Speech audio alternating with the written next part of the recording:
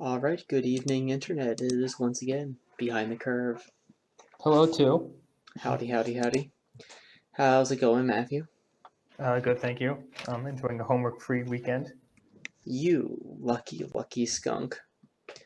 For the rest of us, this is the opposite of homework free in every way, shape, and form.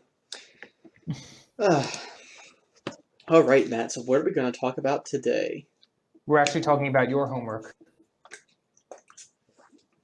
That is right, the long, long awaited talking about what Andrew's actually doing with his life. So, for those of you who don't know, I've been working on a senior project, a fairly extensive senior project. I think you might have teased it on your blog, but I'm I not sure. I did tease it on my blog, which is andrewbwriting.net.com. I don't remember. It's been a while. I have Shameless plug. what shameless Shameless, plug. Shameless yes. plug. I post poetry on there when I have time, when I'm like not swamped with homework or struggling with mental stuff. I throw poetry up there.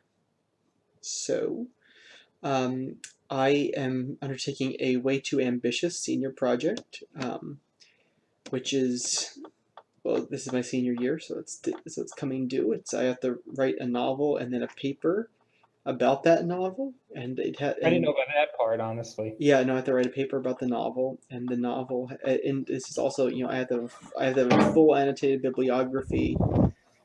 It's Wow. about I'm very blessed that my school lets us do creative senior projects. Because you The work best with creative rather than nonfiction, or what? Better than analytical, yes. I mean, I could do a paper. I briefly considered doing the evolution of Japanese ghost stories for my I senior knew that, yeah. project. Yeah, you knew that because I wrote that one way too long paper about them in Asian Lit in I my junior enjoyed that, year. though. Thank you. That was for me. That was, I think it was the hardest paper I ever wrote because there was so little good information in English. But Wow. it was also one of the most rewarding papers I ever wrote, even though it was well into the 20 page. It was I think it went a little bit over 20 pages. Wow. Um, so yes, How long would the paper have to be for you if you had to write a paper instead of a novel? the paper would have to be about 100 pages Oh, for okay. for an honors senior project. So I've traded 100 pages of very boring writing for 300 to 400 pages of hopefully very exciting writing. So let's talk about it. Okay, let's talk about it. All right, so what do you want to know? Well, What do you think the world wants to know? Uh, could you describe the book in a single sentence or several? Ooh, if I could describe the book in one sentence? Yeah, or several. One would be ideal. Okay, one sentence. A love song to the search for home. Wow. Yeah, that's a beard stroker right there. We are both stroking our beards, even though you can't see me because now my computer won't pick up either of my two webcams. But we don't talk about that. We won't talk about that. um, so I was gonna launch into plot, but I guess I should start with like maybe just the fictional world. Would that be fair? Like, one question is like what the technology, because that's kind of what drives a lot of a fictional world, I think. Okay, we can address it. So the fictional world is uh,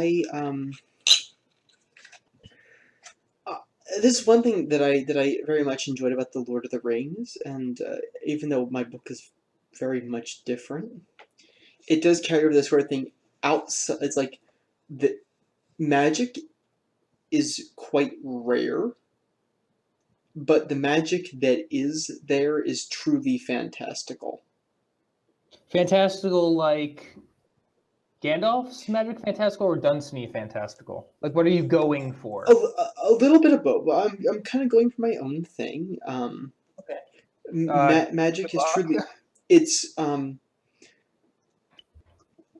Part of, I think, the great weakness of modern fantasy is that we've moved towards a much too mechanistic view of magic.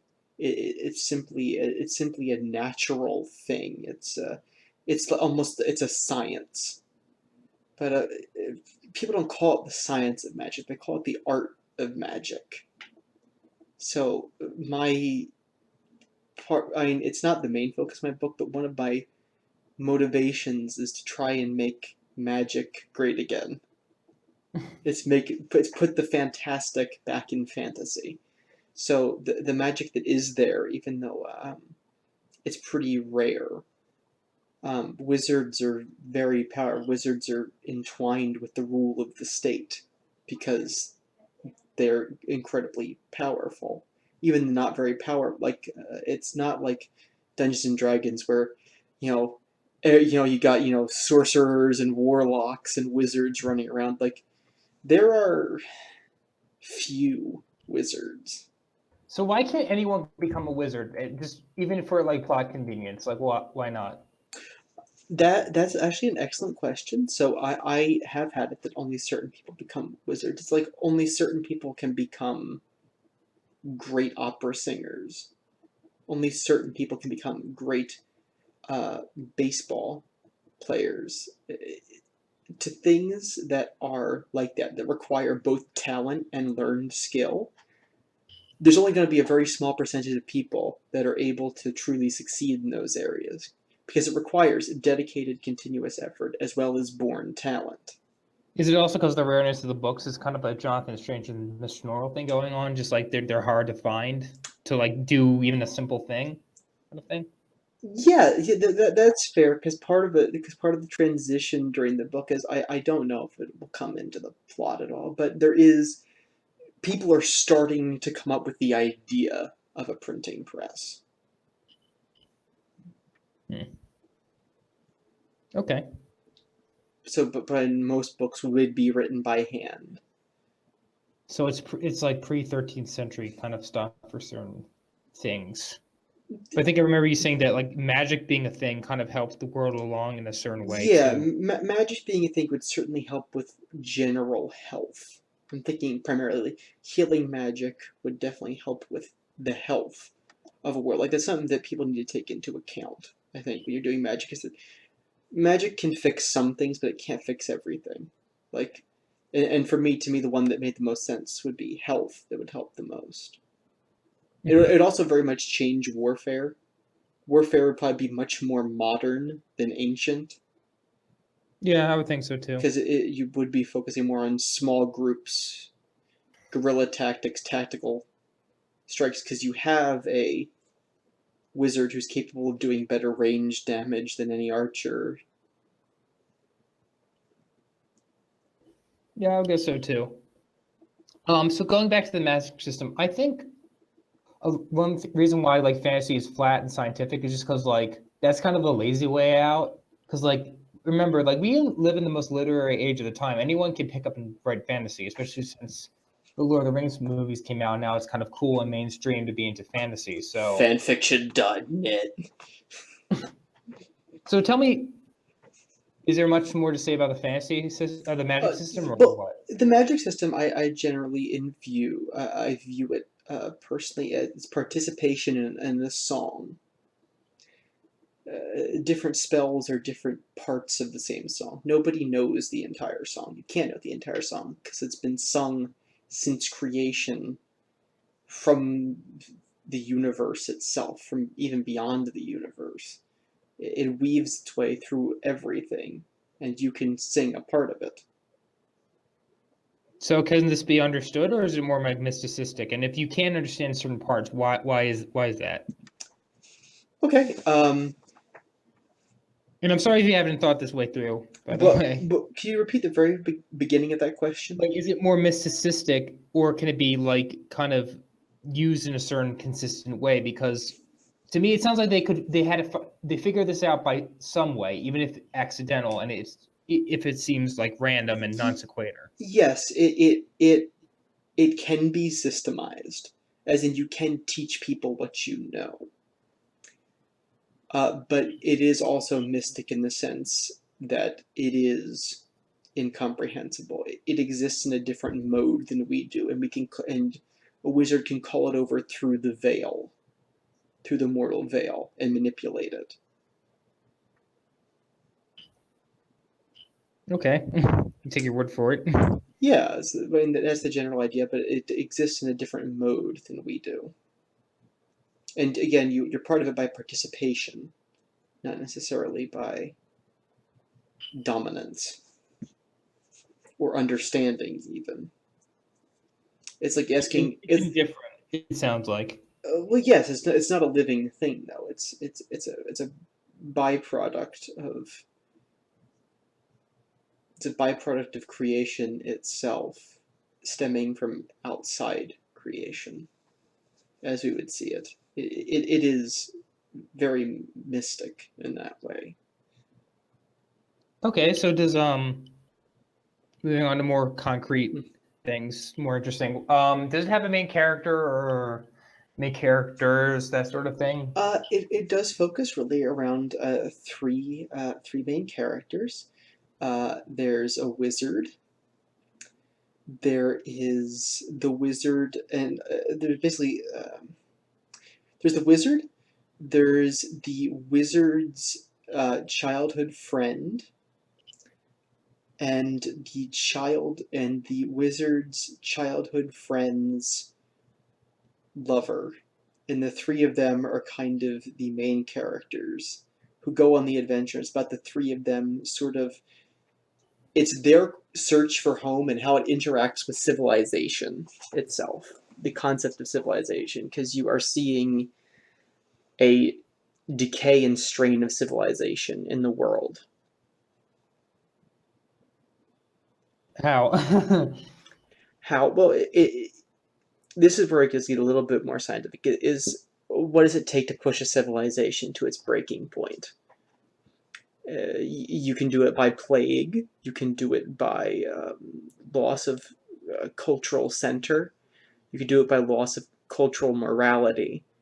You could Also by like dividing Yep, us versus them. us Or versus take it to the second one, I yeah, guess. division, external oppression, plague, economic strain, and there's an element of many of these. They live in a country that is occupied by a foreign force, and a country that even when it was not occupied by a foreign force was divided amongst itself. It was there. Kind of like East Germany, In what way? because it went from being divided between communists and Nazis, and then becoming another totalitarian state altogether, and then Okay, yeah, no, that'd be fair. It'd be more like if the U.S. Civil War got so bad that the president of the United States, like Abraham Lincoln, asked Canada to invade the entire United States. or Britain, more realistic. Realistically, yeah, more like Britain, but it'd be Britain through Canada because it's sneaky across Lake Michigan. What? I should probably be Lake Erie. That'd be more practical. Yeah, just because you could take Philadelphia, Washington, and Richmond better. Yeah. Oh man, if you landed at Lake, well, marching across Pennsylvania would take forever. But if you did, because of the mountains. yeah, but theoretically, if you could do it, you could hit. Pittsburgh wasn't super big at the time, but you could hit down into. But you could theoretically hit Philadelphia, Baltimore, Washington, Richmond, and then hit Charleston, Columbia. Anyway, I see your point. Yeah, sorry, that got sidetracked. So, I just had a flashback to when I accidentally more hit. about the fictional world itself. Like, don't give us like a Silmarillion here. Just tell us like what we need to know for the first book. Okay. But I would like to say I just had a flashback to Civil War camp when I accidentally hit you over the head with a rifle. Yeah, thanks for that. Sorry about that. That's technically how I met Robbie. Well, Deanna. So. That was how you met Deanna. Yes, it was. Ooh, we added a new person for the listeners to have no frame of reference to who they are. Yes. All right, so Don't give you a Silmarillion, but give you a basic background. All right, so I did draw some inspiration from the Silmarillion because in sort of the modern British Romantics, the modern British Neoplatonists, there is sort of the idea of creation by singing, and The that Alude or whatever. yeah, and there's and there's other authors of that era who Isn't that use kind of that. like a Norse myth thing, though? I couldn't tell you for sure. I don't remember I that just read being that one part. time. I don't remember that being part of when I looked at. I haven't read Norse mythology in a few years. I'm trying to remember because I have Edith Hamilton's mythology. That's a great book, by the way. If anybody wants to get started on fantasy, start with that. Um, I don't really remember much of the creation story. I don't remember being a part of it, but I could be entirely wrong. But I very much like that idea of the song, and that's where the magic system spawned from. Because I said if it was created by singing, why shouldn't magic just be a continuation of that same song? That makes sense. Yeah. So basically, everything was sung sung into existence by the first dragon. The first dragon, and he raised up the other dragons, and the dragons sang the world into existence. And then, so more or less, there are different ages. First, there was the age of the fairy creatures. They lived first. Then they built fabulous things with magic, but they died out. Then came the age of men. I use men in the pejorative sense. Humankind. It's Oh yes, I forgot about your misanthropy. right because it's here's the thing. Well, it sucks. Because reading classic literature, the term men, it's like when you say men as a pejorative, it sounds so much more poetic, even though humankind is much more proper. Yeah, I know. And like it's tough for me because I don't want to like offend anybody by using men because I don't mean it in an offensive way, but I understand why people would take it offensively. But so it's through the age of humankind, and they build fabulous things with technology, but eventually they die out, and then comes the age of the beastkin, and this is where Well, where were each other when during these other ages? Were they just not like as powerful? They just became dominant by the other guys dying, or what? well, this becomes revealed in the plot is usually once the new sphere of the world rises up, they don't encounter any of the others. They just kind of find records of Oh, what it's just happened before. silico apocalypse, kind of. Yeah, there's a theoretical apocalypse that we think happened, but you can't But really that's prove it did. spoilers. Not really, not especially. But so the beastkin was sort of the rise of the anthropomorphized animals, which if you look back at the oral tradition of fantasy, especially, there's a great usage of the beast fable, especially starting in Greek times, especially through the actual ages that we would talk about now in Europe. The beast fable was a mainstay of oral tradition, and this book, because it does use poetry, it uses song especially. I felt like the use of beasts ties in with that nicely, and it also I think allows for greater physical expression of characters, and there's a third reason. Um, It allows for greater range of physical expression, and it allows a human reader to see their humanity. I personally had the experience that I see my humanity more clearly when it's expressed in a non-human character. So these Well, you could characters, do what Ursula Le Guin did in Left Hand of Darkness. She used well, if you read the novel, I think they were humans that like got had their psychology and biologies changed by adapting to a cold weather planet, and she kind of uses to explore human nature through semi close humans, you could say. Yeah, like they're very close to humans. I would even argue they have the same value system as humans, but they have a different physiology. They have different relationships based on You gotta like appearance. not you don't have to be a zoologist, but you gotta be like, why don't they eat their young and try to mate with everything with everyone, that kind of thing. Like, Well, because I mean, and this because has to do with explaining, like, exploring the civilization. Like, how did they crawl out of more bestial positions? You could say. that's an interesting aspect. Is how did they have civilization? And Like, I do you think think of that before? I mean, I don't know. I have, and my usual thought is they had to have been they had to have come into existence with a conscience and with logic. And I don't think that necessarily needs to be explained, but it does No, need to be explained that they view themselves as the inheritors of human culture. you at Because least don't have to explain it in this book. yeah, And that's what I talked about with. I'll talk about more later. Is exploring different themes through different books in the same universe. that is that's an excellent topic. All right, next question. Um, what themes do you want to explore, or theme? What theme? All right, What theme? so all right, so I said the main thing is the search for home, especially as how it relates to the need for home and civilization. The connection between civilization and home that's a huge theme. Other themes I want to explore would be duty comes up a lot.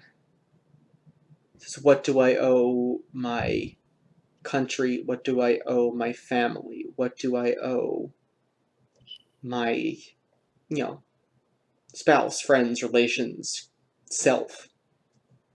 Is this sort of a? I don't know much about Platonism, and the one kind of book I did read that involved it kind of didn't treat it very well. But is this sort of like a far left reparation kind of thing, like we owe the Native Americans land, or is it more like a more romantic, nationalistic thing going on? This sounds like.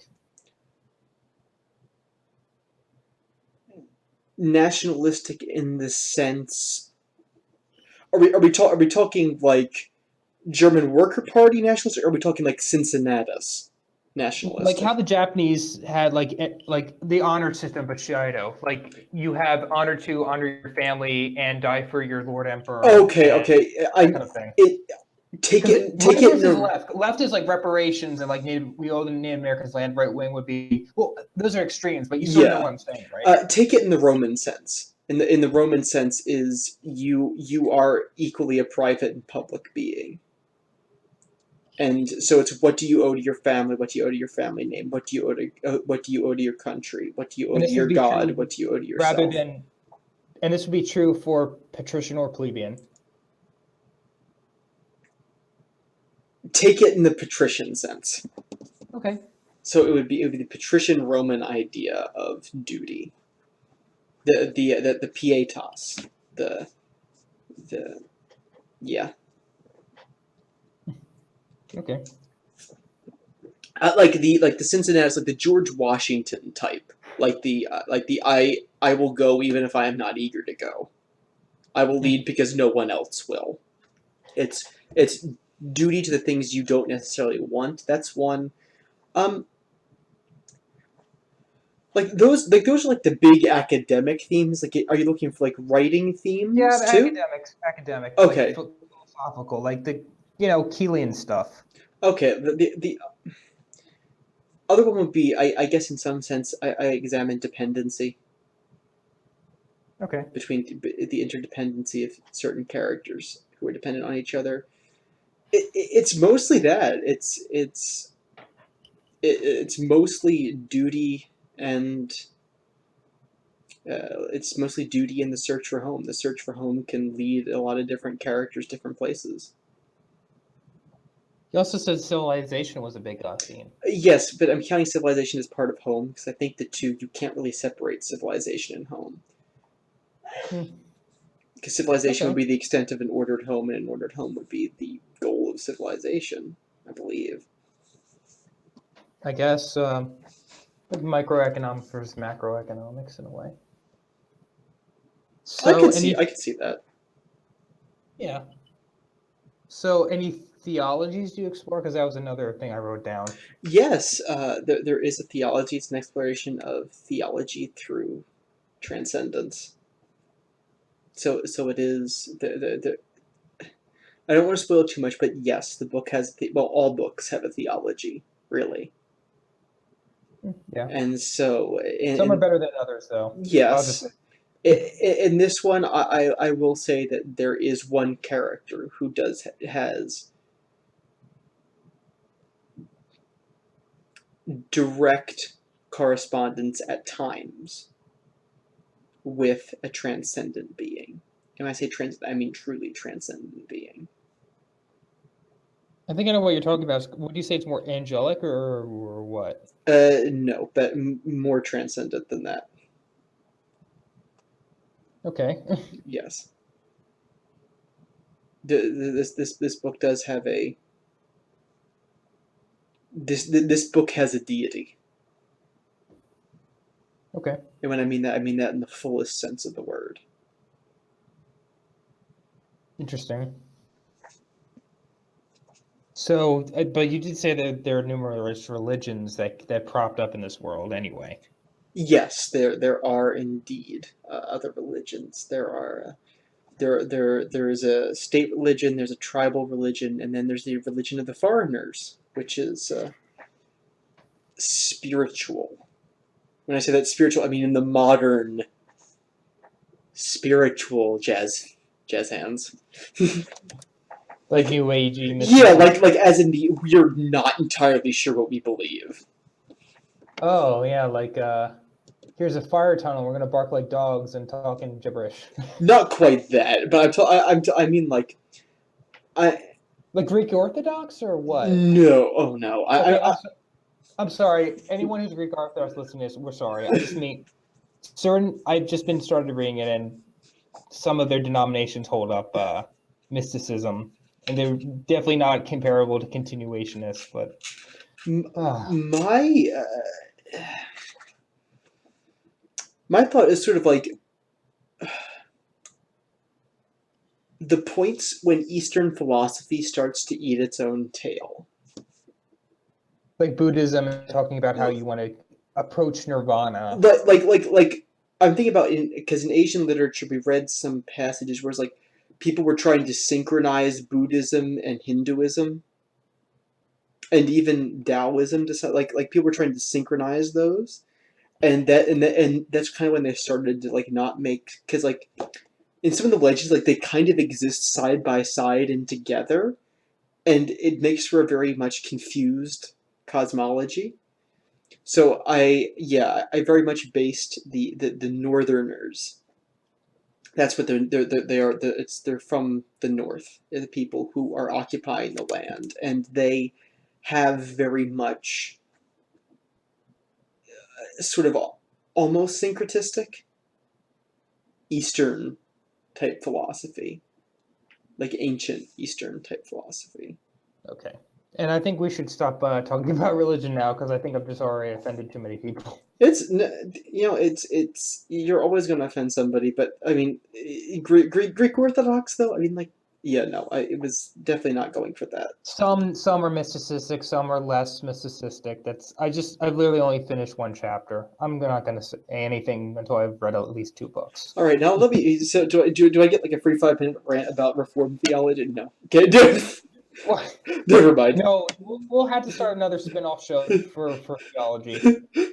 We'll call it heretics or something.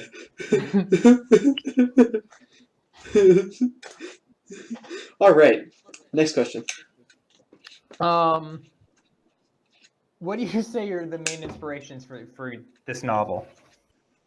Like Lord of the Rings or just something a thing. I don't know. Oh, okay, main inspirations.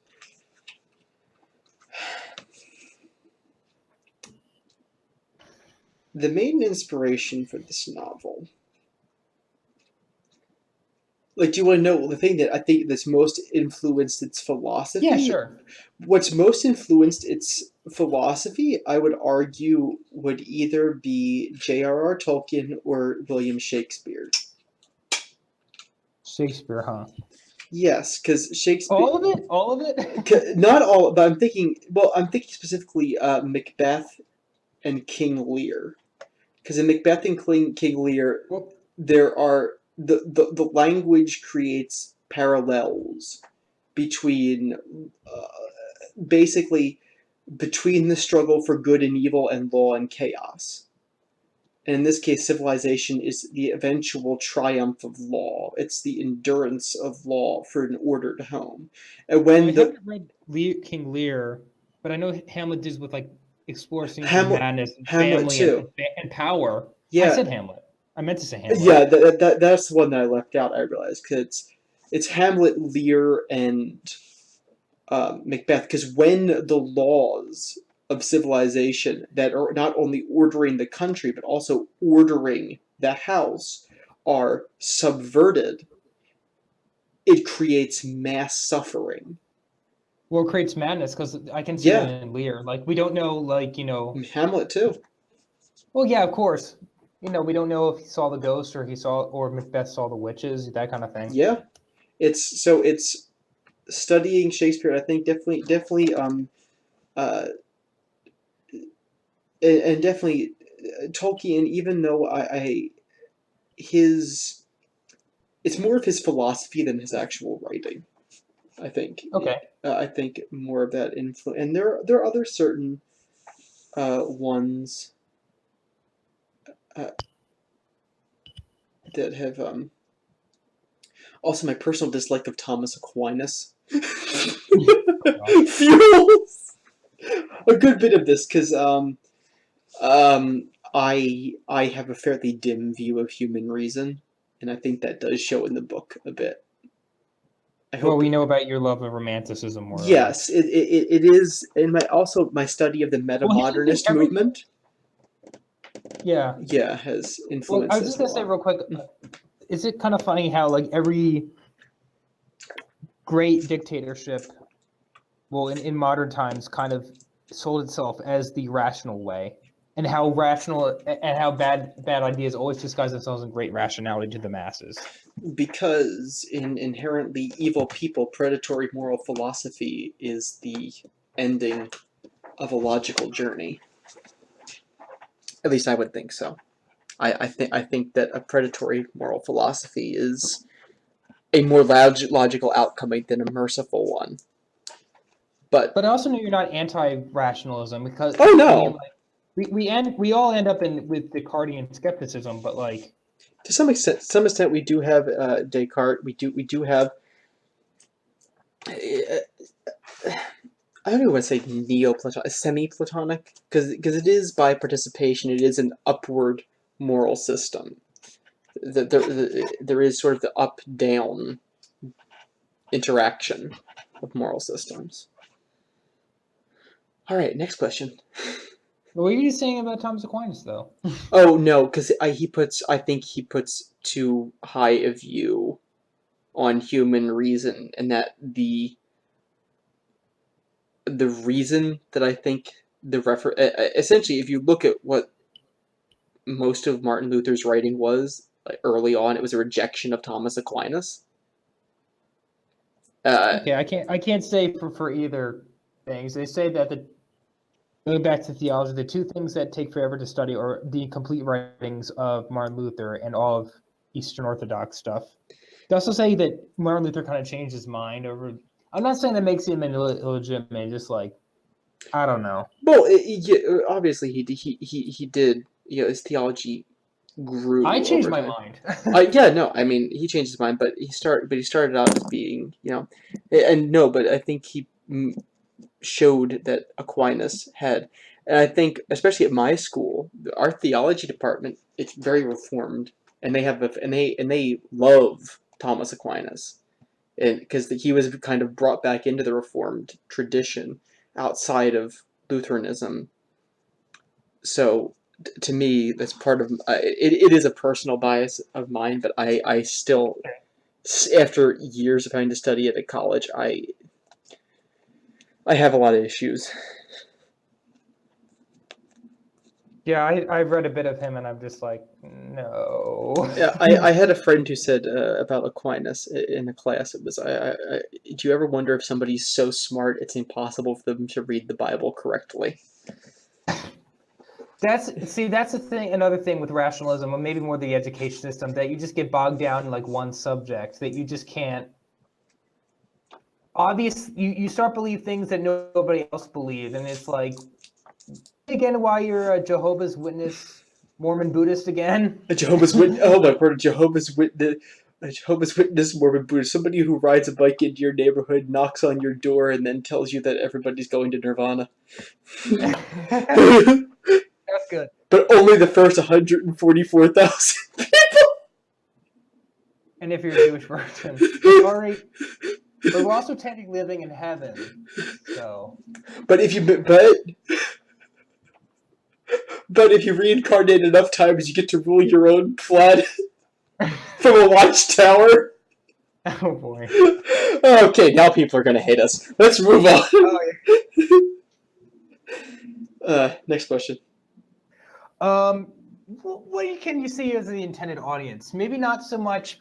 Maybe someone the kind of people you think should read it, rather than you think who will read it in the end. People who I think it would read to. The intended audience. Intended audience. I wanted something that would appeal to college or post-college age person. I remember like what kind of person, what kind of personality type, like jazz, like indies for hipsters, Okay. that kind of thing. Do you catch what I'm saying here? Yeah, I catch what you're saying. To me, this would either be because I could see it either as like a very like baroque romantic, not even baroque. I say either it would be a romantic opera, or it would be I'm thinking like symphonic metal. That would be the kind of style I think. I mean, the goal of the book is not to be inaccessible, because ultimately, if you make knowledge inaccessible, it's not really worth anything. It's not even really knowledge, because it's not me showing off my knowledge. It's me telling a story that is built by the things that I believe in. So ultimately, if I make that story inaccessible, then I'm making what I believe in inaccessible. Then I've entirely failed, I think, in my mission as a writer and as a thinker. Because you can use all these these tumbling complex discussion about the forms and the method of philosophy, but in the end, it's what do people walk away with. Yeah. It's like that. We had this debate in the class that we have two textbooks. We have one that's very studious, very very dry, very put together, and there's one that's written almost like a novel. And some people are saying, we need the studious one, this one's better. And then there are those of us like me who are saying, no, this one's better because you remember this one. This one will change how you think about things, even if it's not, you know, as deeply researched or as specific. Yeah, I can see that. When I try to recommend books, I'm more or less trying to do that. But I think this is why you'll make more money than me, because I like Titus Grown, so I just don't care. I just don't want to make art, even if it's pretentious and I fail. I understand but that it's too. not like it just what? I understand that too. You don't want to betray art for the sake of popularity. Oh no, I'm not a crowd pleaser kind of person. But it sounds like more like, to kind of answer the question I put out, like maybe more Skyrim nerds, but also people who are just casually into Lord of the Rings could jump into it without having to know too much. Because rather than putting it in backstory, it'd be put into the operation of the universe. So hopefully, yeah. Like I do not want people to. I'm not planning on writing a prologue for this. It's not going to be a prologue. There's not going to be There will be a map because people need maps for fantasy. Oh It's just yeah. how things are. But like I'm not writing a prologue. I don't want people have to like to me that's still my least favorite part of the Lord of the Rings is having to read that like 10-page introduction about Hobbit. Like it's entertaining, but it's like Oh yeah. why do I I need don't like that either. yeah, it's so there's that, and ideally, I want to make it accessible to a wide range of people. But I'm thinking middle high school up through like when people I'm thinking like middle high school up through the Game of Thrones audience. Okay. So for a second to last question, from what I understand, this is a fictional universe, and you want to have a trilogy out of this. So where do you think you can take the universe next, or where would you like to take I it? was actually hoping not to have it be a trilogy because I really don't like. No, I meant like outside of the trilogy. Oh, with the universe itself, I mean, like I was saying, I don't think the story would be a trilogy. It would either be two books or four. That's just me being contrarian because I don't want to be like everybody else. I'm writing a fantasy trilogy. That's just me being edgy. Hey, you know what? If it comes out to three, if it comes out to two, heck, if it comes out to one, I'll be happy. Because if I can tell my story in one book, that would be pleasing. But it depends on the story, and I do feel like the story is a bit bigger than that. But the ultimate, so you're asking where do I want it to go? The Yeah, universe outside of the main story. outside of the main story. Well, The fictional universe in general.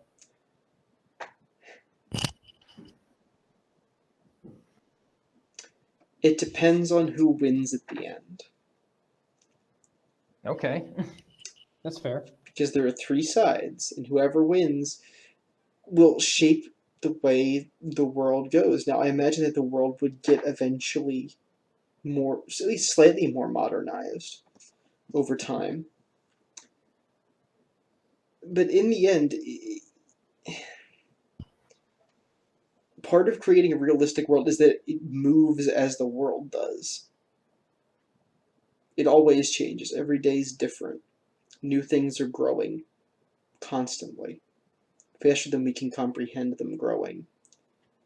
And I think that's both faster and slower. Okay, so it sounds like you don't know, but that's fine. So, It's okay. It's okay that it yeah. doesn't know because in that way it can take on whatever shape it needs to for the sake of the story. The story is ultimately more important than the universe. Do you think so? I don't know. um, I slightly disagree, but that's fine. I think it has more to do with how you tell it. But anyway, for my last question, could you make a trailer just now for your book? Just describe it or something. Could I make a trailer for my book right now? Yes. In a world. um. All right.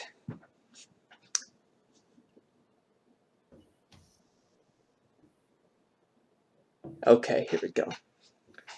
Scene.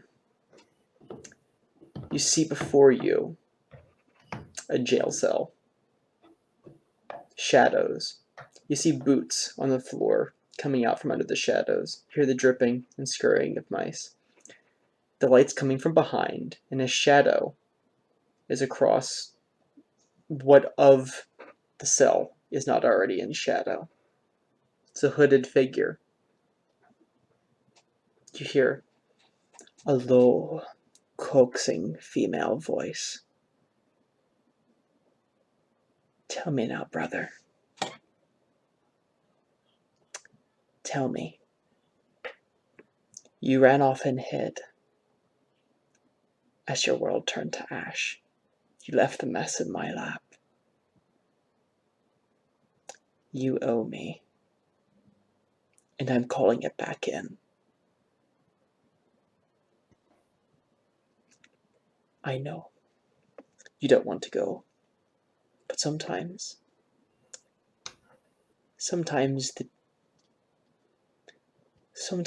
the need is too great, And sometimes the debt isn't enough.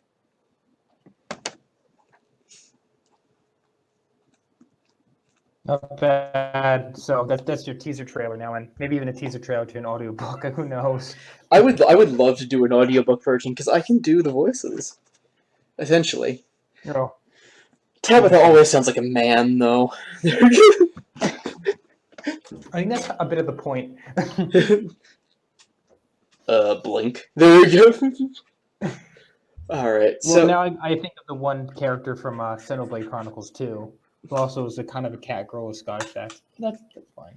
Alrighty, so now we're a little bit 40 plus minutes in, but I think we can still do Q&A time. So okay, I Q&A. think we should go first. Okay, Q&A. Let's make it choppy. Okay, Matthew, let me ask you, what's the thing about my book that I've told you that you think is the stupidest? The dragon thing, dragons. You see, JJ, you should read what JJ Keeley had a really great blurb about dragons. He said it's kind of funny how we can perfectly describe a dragon in a fantasy novel, which by definition would be fantastical. Like we could, and I don't think it's necessarily making a better dragon, like creating a better mousetrap, but like that's why I think me and him are trying to peak in Dunsany, just because like they take everyday things and they kind of make it beautiful. It's kind of like classicism and romanticism, like taking the everyday but making it rare. That's fair. I mean, if you want to go pulpy, fine. I mean, Conan the Barbarian's pulpy, but it's philosophical and fun, but it's not. I don't know. Like you can be pulpy. The goal is not to be pulpy, but I just find dragons pulpy. I tend to hold dragons in a bit higher regard, but I do agree that the misuse of them does make them a bit of a joke. The dragons in this world are not a joke. All right, you question for me. So it sounds like you're gonna like just. It's more of a yes or no thing. Like yes. It's more of a personality thing than how they're going to look, like what they're going to be like. Yes, it's what they are, not what they look like. Okay, so I had a bit of a strange ones here, but let's see what. Oh, if you could make your own Fox animated show, like the Simpsons, Family Guy, what would it be like? I'm thinking. There's a family that's so caught up in modern times that I just thought it'd be funny just like have a family that their entire household is basically run by their dog. I'm seeing like a wisecracking border collie. I have no idea why. Really? Yes. So would that be like a sitcom thing, just like the sort of like Invader Zim? He's trying to keep up like a sense of normality here, or like, or is it would be is it megalomaniac and they're like just blissfully aware, or like what? No, it'd be like the dog is not a megalomaniac. I just think it'd be funny. It's because like all these people are like, how do I get to work? Dog drives them to work. It's like the dog is like managing everybody's schedule and has like no time to actually do like a dog thing. So it's like trying to discover its dogness while being a better human than any of the humans around it. That got really deep. I would like to see a pilot, a very well produced pilot, before I would put any money on this. It's a dumb idea to put money in it. All right, for you. Yes. All right. One question for each. Okay. Matthew. Yes. Deep down inside. Which animal? He's scratching his ears nervously. Which animal would be your fursona? Oh no. I really don't know. I feel like what I could be said against me in the future. Oh, I wish you could see the look on his face. There's a reason why we audio only over here.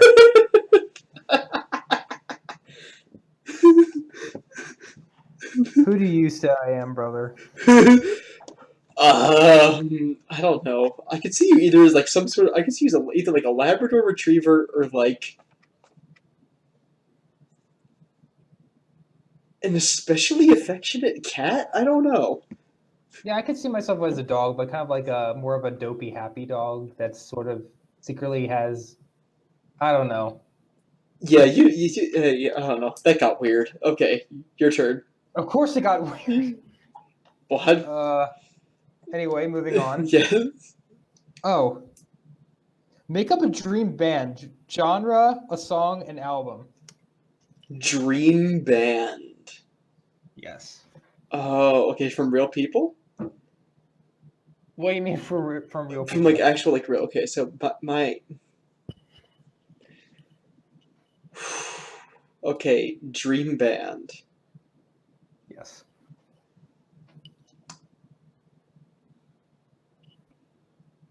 Phil Collins on drums. I think I meant lower, like less, like who would you have on it? Just like, or is that part of this part of it? Like you're just populating with people rather than people you know. Oh, people I know. Oh, if it was just people I Well, not know. necessarily just like a dream, like not like could you take like a dream team, but like so much like a band that you can make up, and what kind of genre would you play, and what kind of songs would you make, that kind of thing. Oh, it'd probably be folk. Well, like if you had and all the talent in the world, not so much all the people. Oh, if I could do it, I would do like a 5 or 6 piece folk metal band. If I could. Okay. I was thinking like you're asking for a GTA. I was gonna say it'd be pretty funky. I'm trying to think because it would have his name's out of my head because it's impossible and Finnish. It'd be the I can't remember the guy's name. It'd be Marco from Nightwish on bass. The old lead guitarist of Sonata Arctica, who went over to Kane's Offering. He'd be on guitar. Lead guitar. Drummer would be Phil Collins because Phil Collins can just do crazy cool stuff with drums. Then I'd add is it Steve Howe from Asia? I don't know. It was whoever Asia's keyboard player was. I know I'm embarrassing myself. Add them and I'd have Steve Perry on vocals. It'd be a weird band. It'd be kind of like an 80s. It'd be like 80s retro. It'd be like 80s retro, like synth. It'd be 80s retro synth metal. It'd be pretty cool. Except with Phil Collins beats. Wow, I can't imagine it. It would be weird. And if I had to ask them to do a song, Well, how about just what it's about? How about that? Simplify. oh, I was gonna say it'd be pretty cool if they did a cover of I was gonna say African Skies by Paul Simon. That's fine. I don't know. Okay, yeah, I know. There's a band, there's a song that nobody would listen to. So, I think that's it for us tonight. Oh yeah. Yes. So we talked about novels, dragons, personas, and whoever the keyboard player from Asia is. All right. Anyway, have a good night, Internet.